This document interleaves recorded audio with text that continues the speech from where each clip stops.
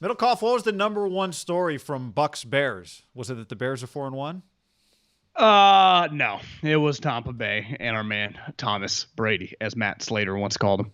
Before we get to that, just a reminder, subscribe to this channel and like this video. Yep. Subscribe to our podcast, also below in the description. We have not seen such a high-profile person think that it was fourth down, John, since Jimmy Tom Sula. Jimmy T. By the way, in that game, it was Niners Who Cardinals. corrected him? Bruce Arians was holding up too. Bruce Arians knew it was second down.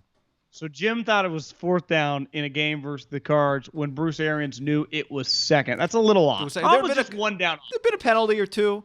There's some issues.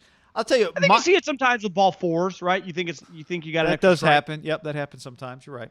My thought watching that moment was not, oh my God, Tom for the first time in his life didn't know what down it was. I mean, my thought was, oh my God, Tom definitely didn't know it was fourth down. But I thought, isn't this an example of how Bill and Brady did it together? Like, we're constantly trying to figure out how they can do it without each other. My guess is in his whole life, however many downs he's played over 2 decades basically with the Patriots, he's probably forgotten before. But he also is coming from the most detail-oriented coach that maybe we've ever seen in professional sports. You'd say maybe Saban in college. And in other moments, in a big spot, maybe the fundamentals weren't forgotten. Maybe he was never allowed to forget what down it was.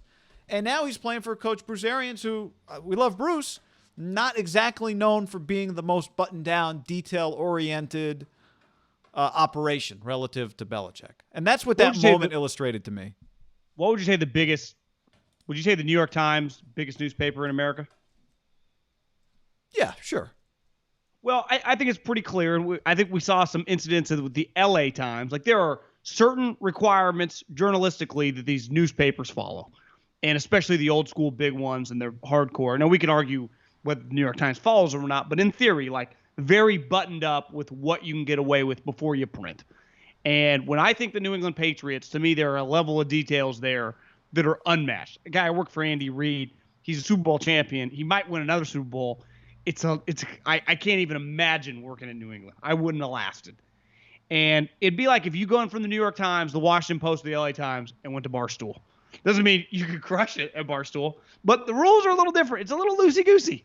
And when I think Bruce Arians, especially with Tampa, like I thought actually with the Cardinals, and part of it might have been is they had a foundation of just like, I think the Honey Badger keeps guys in line. He's proven that everywhere he's gone, right? Of just a leader. That Patrick Peterson, they had Calais Campbell. Like, they had really mature veteran guys. Larry Fitzgerald. Like, there wasn't infrastructure in there, and Arians was just kind of the kick in the ass they needed. This Tampa team really needed Tom to bring that infrastructure, right? Because Arians was just kind of freewheeling it, and I think you see them kind of, not butting heads is the wrong word, but not meshing. Like, Tom has to be sitting wherever he's sitting right now on Friday at his huge mansion in Tampa going, listen, that by the end I wanted to wring Bill's neck every day, but God, I fucking kind of miss him. I miss the structure because he is not Patrick Mahomes or Aaron Rodgers where he can thrive outside of the structure, right? He can't move. If anything, he needs perfect structure. Like, he is not some freelance blogger. It ain't going to be his deal. He's not a work from home guy. No, because in the pocket, you saw last night, like, when his offensive line gets smoked, he's fucked. I'm watching the Patrick Mahomes against the Patriots, freelancing, making things happen, keeping things alive, and then they end up kicking the shit. Tom never could do that, but definitely not now. And I think Arians is just like, 7-step drop bombs. And Tom's like getting smoked and killed by Khalil Mack, untouched blockers. Clock, man, right? There was some thought at the end of the first half they should have used some timeouts. To me, when he threw up the 4, and just by the end of the game, I think it had worn on him throughout the game. People made a big deal of him screaming at the offensive lineman. We've seen Tom yell before. I don't remember the last time I've seen like a frustration in Tom, like almost yelling, like, do we know what the fuck we're doing? That's what I felt. Not like Tom wasn't belittling the guy for not being a good player. I felt like he's yelling at him like, no one's on the same page here. And this is a disaster. But Tom, like, when you leave where everyone's on the same page to most normal teams, like, this is what you get. Yeah, Didn't that's he make right. his bed? Isn't this what he kind of signed up for? Yeah, and look, it's not to say it can't work. It's not to say it can't be successful, but can it win a Super Bowl? Like that moment last night made me think it can be good because he's good and Bruce is good, right? Bruce he is a good NFL coach. Their team is good. Their team is they got good players. Good defense. Their schedule coming up. They got some opportunities. But you think about when you play in 41 playoff games, which is what Brady has played in. It's a lot. 41 playoff games, right? How many Dwayne moments? Haskins made it through about 4 this year. What has he played in 8 Super Bowls, right? 9. 9 Super Bowls. How many moments to get to each? You're winning a minimum 2, sometimes 3 games just to get to that Super Bowl. 13 games every year. How many to get home field. How many little moments, that one little thing goes the other way and you play in 6 Super Bowls instead of 7. You play in 4 Super Bowls instead of 9, right? Just all these little things.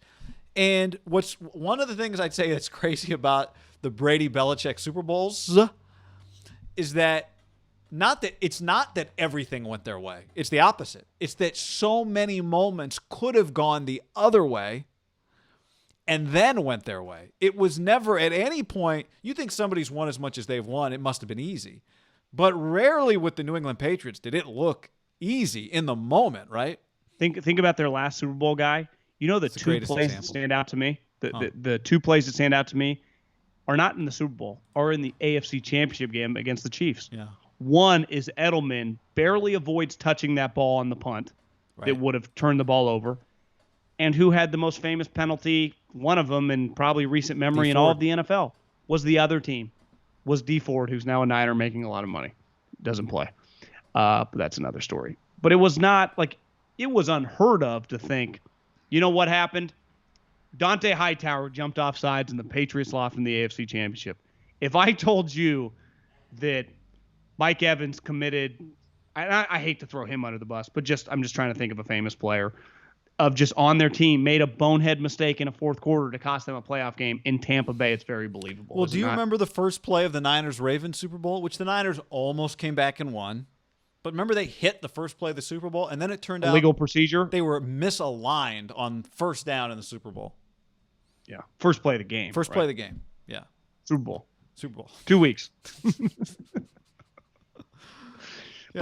But I'd say this, a lot of good coaches, was that an indictment on Andy Reid, or is that just 90?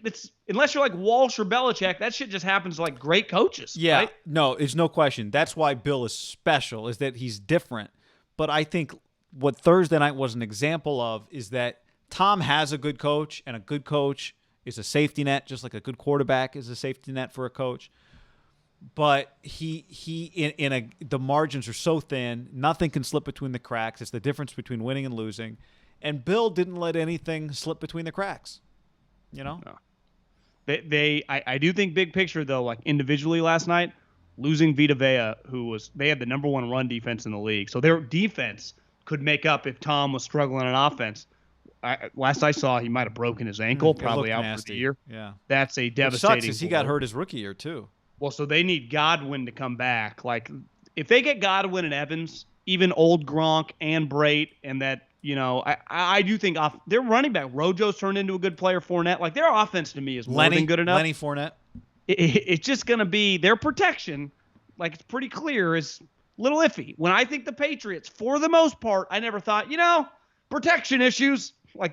Just because even whenever they struggled, Tom always knew what their strengths and weaknesses were. He could get rid of the ball. He'd hit the ground, take a dumb sack, or not take a dumb sack, right? Just avoid it.